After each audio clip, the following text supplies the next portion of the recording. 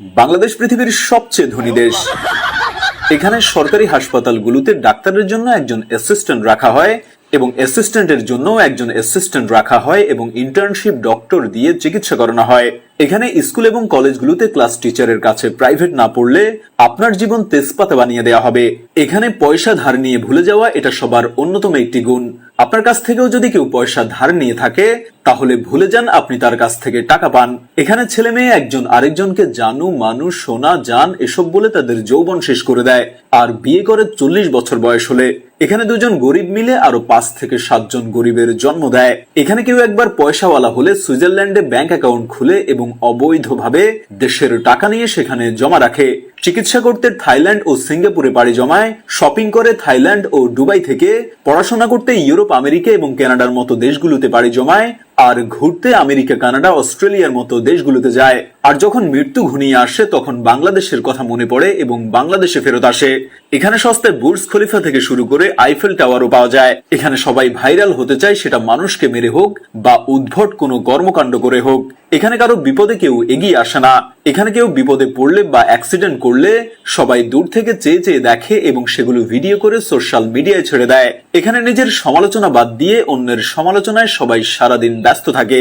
এখানে শ্রমের যথাযথ মূল্য পাওয়া যায় না। এখানে শিক্ষিত মানুষ সম্মান পায় না। এখানে টাকা দিয়ে অসাধ্যকে সাধন করা যায় খুব সহজেই।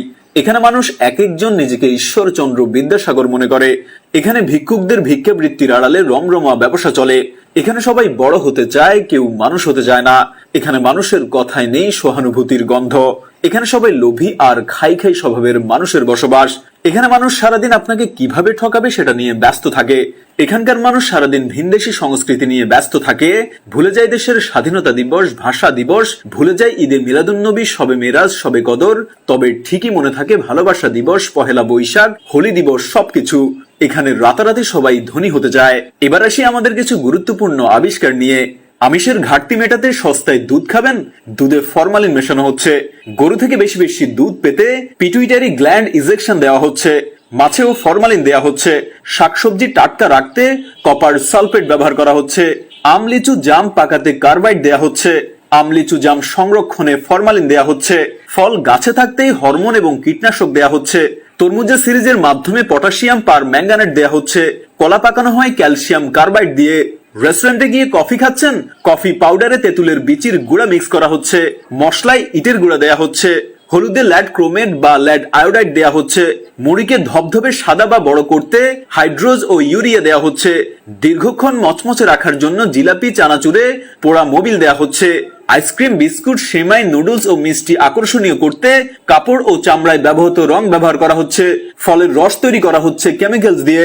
বিদেশে মেয়াদ উত্তীর্ণ খাদ্য, ঔষধ, কেমিক্যালস নতুন মেয়াদের স্টিকার লাগিয়ে সেগুলো আবার নতুন করে বিক্রি করা হচ্ছে। চাল চকচক করতে ইউরিয়া ব্যবহার করা হচ্ছে। পেঁয়াজু জিলাপিতে অ্যামোনিয়া ব্যবহার করা হচ্ছে। আমরা বাজার থেকে যে 20 লিটারের ফিল্টার পানি নেই সেগুলো অধিকাংশই অটোমেশিনের নামে হাতে ঢালা হচ্ছে। ফলে হরমোন প্রয়োগ করা হয়। সবুজ ফল ও শাকসবজিতে কাপড়ের সবুজ রং ব্যবহার হয়, শসেতেও তাই। খামারের মুরগিতে বিষাক্ত ক্রোমিয়াম, লেড আর অ্যান্টিবায়োটিক তো আছেই, চাষ করা মাছও ঠিক তাই। জুস, লাচ্ছিতে উচ্চ মাত্রার প্রিজারভেটিভ ব্যবহার করা হয়। রু আফজা আর হরলিক্স তো প্রমাণে অপারক যে এতে আসল কল্যাণকর কিছু আছে। মশলায় মেটালিক অক্সাইড নামে আলাদা রং ব্যবহার করা হয়। সরিষার তেলেও কেমিক্যাল দিয়ে ঝাঁঝালো করা হয়। সয়াবিনে পাম অয়েল, শুটকিতে কীটনাশক, কসমেটিক্সে ক্যান্সারের উপাদান, লেড, মার্কারি ও ডাই ইউজ করা হয়। কি খাবেন, কিভাবে খাবেন একটু ভাবেন, অন্য কেউ ভাবতে দিন। বাঙালির আরো অনেক আবিষ্কার আছে যা আমরা হয়তো জানি না। আমরা এক রাতে ধনী হতে চাই এ জাতিকে ধ্বংস করার বিনিময়ে। আমাদের এই দেশটাকে মনে হয় কেউ এখন আর ভালোবাসে না।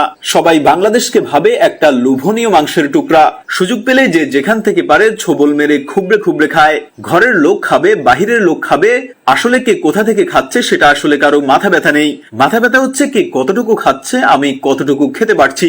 দেশ গোল্লায় যাক, সব হারিয়ে যাক, আমার কি এত ভাবার সময় আছে? আমারটা আমি আগে খেয়ে নেই। আমার সন্তান, আমার পরিবার আমি সামলাবো। দেশ তো আমার সামলানোর দায়িত্ব না। অন্য সবাই সবটা খেয়ে ফেললে আমি কি খাবো? আমি মনে করি দেশের উন্নয়ন নির্ভর করে সে দেশের জনগণের উপরে। যতক্ষণ পর্যন্ত প্রতিটা নাগরিক দেশ এবং দেশের উন্নয়নকে ব্যক্তি স্বার্থের থেকেও বেশি গুরুত্ব দিবে না, ততক্ষণ দেশে উন্নয়ন হবে না। একবার ভেবে দেখেছেন আগামী প্রজন্মের জন্য আমরা কি রেখে যাচ্ছি? দেশকে ভালোবাসা মানুষের জন্মগত প্রবৃত্তি। আমরা এই সম্পর্কে সচেতন না থাকলেও এটা আমাদের হৃদয়ের গভীরে সুপ্ত থাকে। দেশের অপমান, দেশবাসীর দুঃখ দৈন্যে, দেশের দুর্বিষয় পরিস্থিতিতে, দেশকে নিয়ে ষড়যন্ত্র হলে, দেশকে নিয়ে কেউ উপহাস বা কটাক্ষ করলে এই অনুভূতি জেগে ওঠে। সারা পৃথিবীর মায়া, মমতা, স্নেহ সব একত্রিত করলেও যেমন মায়ের অকৃত্রিম স্নেহের সঙ্গে তুলনা করা যায় না, তেমনি সারা পৃথিবীর ঐশ্বর্য, বৈভব ও সৌন্দর্যের সঙ্গে নিজ দেশের কোনো তুলনা হতে পারে না। আমাদের নবী হযরত মুহাম্মদ সাল্লাল্লাহু আলাইহি সাল্লাম বলেছেন, দেশপ্রেম ঈমানেরই অঙ্গ। দেশপ্রেমের মন্ত্রে উজ্জীবিত হয়েই মানুষ তার আপন জীবনকে বিলিয়ে দিতে পারে, মহৎ প্রেরণায় উদ্বুদ্ধ এবং আলিঙ্গন করতে পারে মৃত্যুকে। কবি বলেছেন, তুমি দেশকে যথার্থ ভালোবাসো, তার চরম পরীক্ষা তুমি দেশের জন্য মরতে পারো কিনা। কোথায় যেন পড়েছিলাম, দেশপ্রেম বাইরের কোনো প্রদর্শনীর বস্তু নয়, দেশপ্রেম মানুষের অন্তরে স্থিত ভক্তি শ্রদ্ধায় গড়া। কবিতার কাব্যে, দেশকর্মী তার সমাজ সেবায়, গায়ক তার গানে, শিল্পী তার ছবিতে, বৈজ্ঞানিক তার বিজ্ঞান চর্চায়, শিক্ষক তার একনিষ্ঠ শিক্ষকতায় দেশপ্রেমের পরিচয় প্রদান করতে পারেন। মনীষী ওয়ালেস রাইস বলেছেন, বুদ্ধিজীবীর কাছে তার দেশ ও সেবিকার কাছে তার রোগীর একই ভূমিকা হওয়া উচিত। জাস্ট জার্নালের আমাদের আজকের ভিডিও দেশ এবং দেশের মানুষকে নিয়ে উপহাস এবং আত্মসমালোচনা কেন্দ্রিক হলেও আমরা দেশকে ভালোবাসি এবং আমরা চাই আপনারাও নিজ নিজ জায়গা থেকে দেশকে ভালোবাসুন, দেশের উন্নয়নে কাজ করুন।